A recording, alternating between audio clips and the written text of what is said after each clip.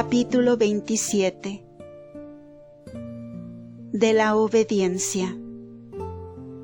Entre todas las virtudes morales, la más difícil y cuya práctica cuesta más a los hombres es la obediencia. Sacrificar su voluntad, sacrificar el propio juicio, depender de otro no solamente en la manera o forma de obrar, sino hasta en el modo de pensar y de juzgar. Y esto no solo en cosas indiferentes o de poco momento, sino aún en aquellas que se relacionan con la salvación y la santidad. Es para el hombre una cosa más difícil que las privaciones, los ayunos y las austeridades. La obediencia ataca al hombre en lo que tiene de más íntimo, o sea, en su libertad, en el derecho de disponer de sí mismo. Ataca al amor propio en lo que parece tener de más razonable y legítimo. A la verdad, ¿qué cosa, al parecer más razonable que juzgar de las cosas según la propia razón? Guiarse por las propias luces y no conformarse con el juicio de otro, sino después de muy pesado y examinado. ¿Qué cosa más repugnante puede haber que sujetarse a la autoridad de otro en lo que mira a nuestra conducta? No hacer nada sin su beneplácito y acomodarse en todo a lo que él aconseja u ordena, sin oponerle resistencia alguna, ni siquiera interior. Este sacrificio es sin contradicción el más grande que pueda hacerse, el más universal, puesto que se extiende a todos los momentos de nuestra vida. Es, finamente, el más trascendental, puesto que tiene por objeto la vida futura y nuestra felicidad eterna. Y sin embargo, este es el sacrificio que Dios exige de toda alma que aspira a la perfección. Sí, lo exige como una condición sin la cual no alcanzará ni la virtud ni la santidad verdadera. Por más esfuerzos que haga, si el alma sigue su propia voluntad, si se dirige por su propio juicio, si pretende continuar siendo dueña de sus actos, no agradará del todo a Dios, porque el amor propio, el espíritu propio, pervertirá sus obras. Dios declaró a los judíos, por uno de los profetas, que sus ayunos no le complacían poco ni mucho, por ir manchados por la propia voluntad. Y por esto dijo Samuel a Saúl: «Por ventura el Señor no estima más que los holocaustos y las víctimas el que se obedezca a su voz». La obediencia vale más que los sacrificios y el ser dócil a sus mandatos. Importa más que el ofrecerle las más preciosas víctimas. Estas palabras son muy significativas, pues nos dan a entender con toda claridad que lo que da principalmente valor a nuestras obras es la obediencia, puesto que los mismos actos de religión, de suyo excelentes, le desagradan y los desecha, cuando son contrarios a lo que Él manda. Que no hemos de servir a Dios como a nosotros se nos antoje, sino como Él quiere que le sirvamos.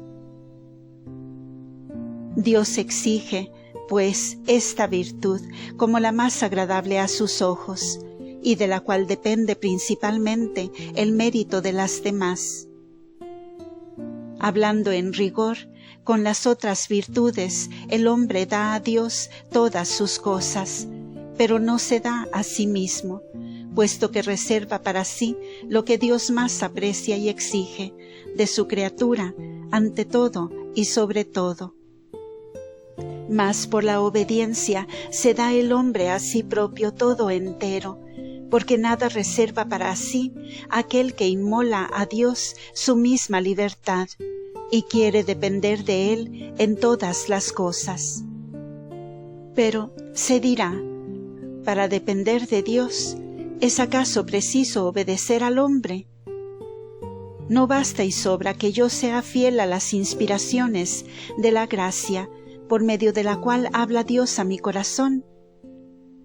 Respondo, en primer lugar, que la gracia y la inspiración divina os llevarán a someteros al hombre, porque tal ha sido el orden establecido por Dios, el cual, tanto en lo espiritual como en lo temporal, nos gobierna por el ministerio de otros hombres, revestidos de su autoridad.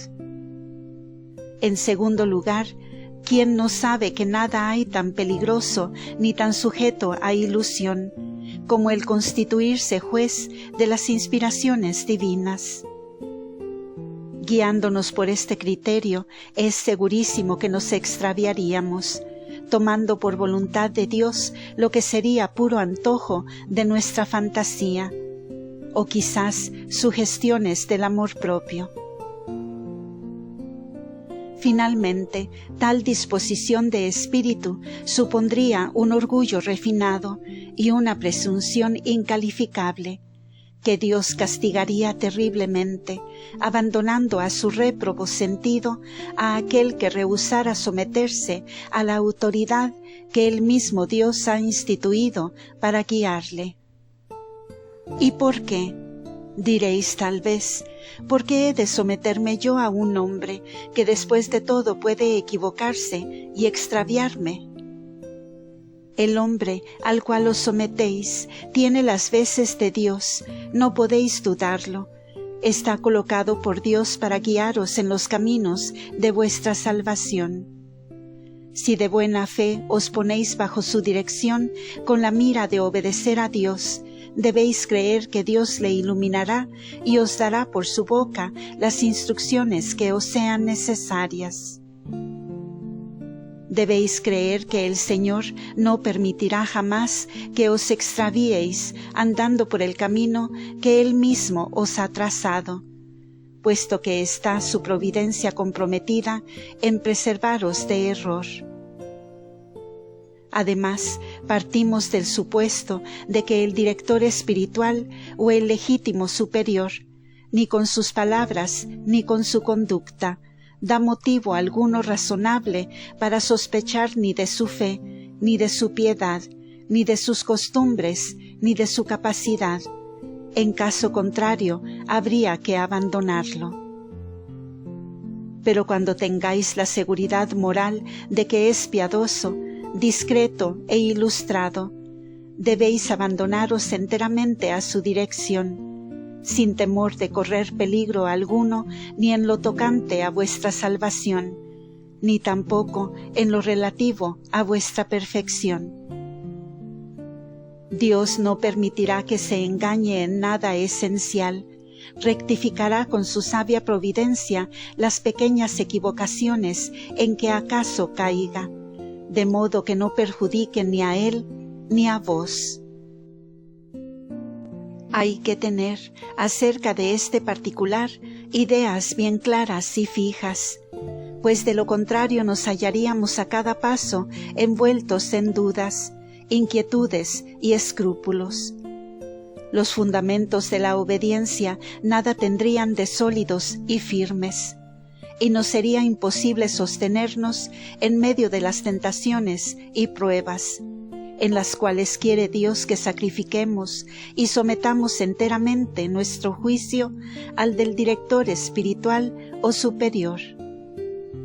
El camino de la obediencia es, pues, no solo seguro, sino el único verdaderamente seguro, el único cuya seguridad nos garantiza el mismo Dios, y al cual tiene vinculadas sus gracias y sus bendiciones.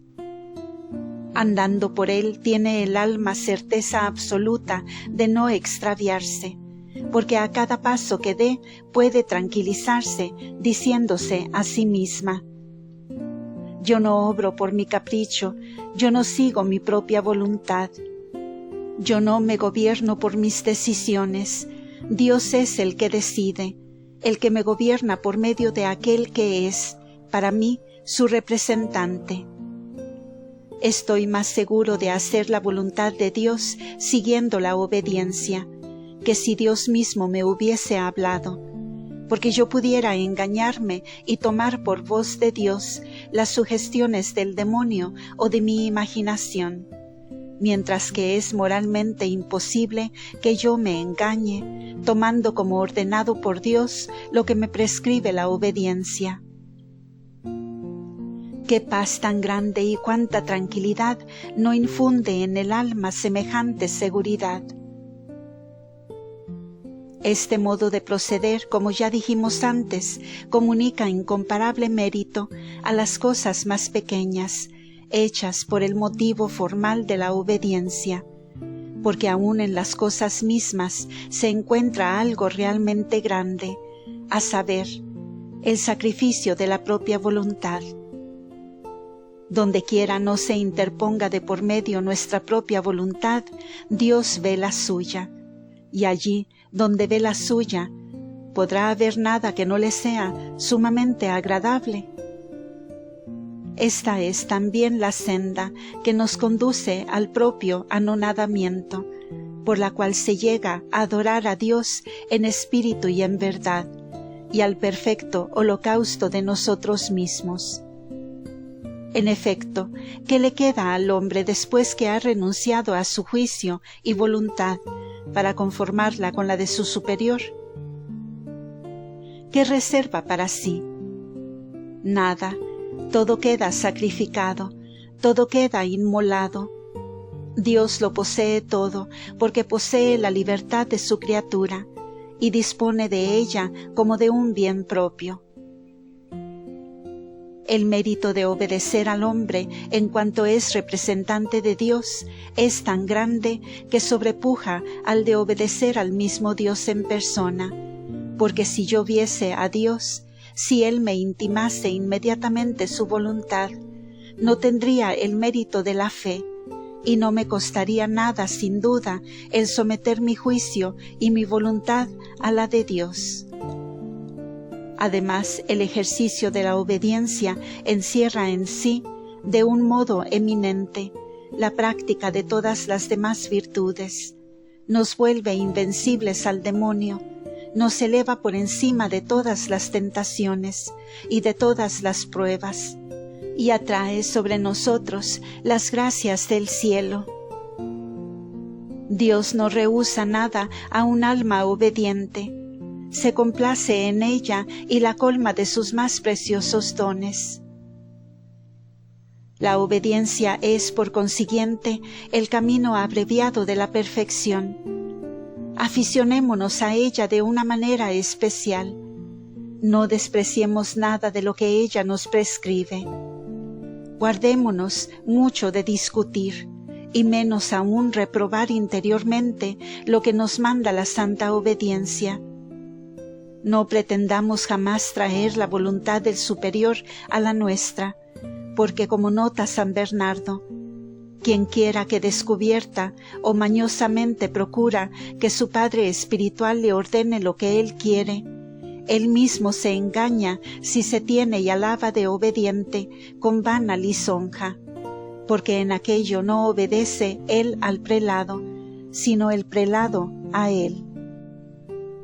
Cautivemos y sujetemos nuestro entendimiento, como aconseja San Ignacio de Loyola, y presuponiendo y creyendo en un modo semejante al que se suele tener en cosas de fe, que todo lo que el superior ordena es ordenanza de Dios nuestro Señor y de su santísima voluntad, a ciegas, sin inquisición alguna, procedamos con el ímpetu y prontitud de la voluntad deseosa de obedecer a la ejecución de lo que se nos manda. Este modo de sujetar el juicio propio es usado de los santos y debe ser imitado de quien quiera perfectamente obedecer en todas las cosas, donde pecado no se viese manifiestamente. Con esto no se quita, añade el mismo santo, que si alguna cosa se os representase diferente de lo que al superior, y haciendo oración os pareciese en el divino acatamiento convenir que se le representase, que no lo podáis hacer. Pero si en esto queréis proceder sin sospecha del amor y juicio propios, debéis estar en una indiferencia, antes y después de haber representado, no solamente para la ejecución de tomar o dejar la cosa de que se trata, pero aún para contentaros más y tener por mejor cuanto el superior ordenare. Imitemos finalmente a nuestro divino modelo, Jesucristo, el cual fue obediente hasta la muerte y muerte de cruz. No bajé del cielo para hacer mi voluntad, nos dice el mismo Jesucristo, sino la de mi Padre Celestial. Y desde su nacimiento hasta su último suspiro, no se apartó un punto de la voluntad de su eterno Padre, sino que le complació en todo. Que placita sunt ei facio semper. Ojalá pueda decirse otro tanto de nosotros, a contar desde el momento en que nos hemos entregado enteramente al servicio de Dios. Continuará.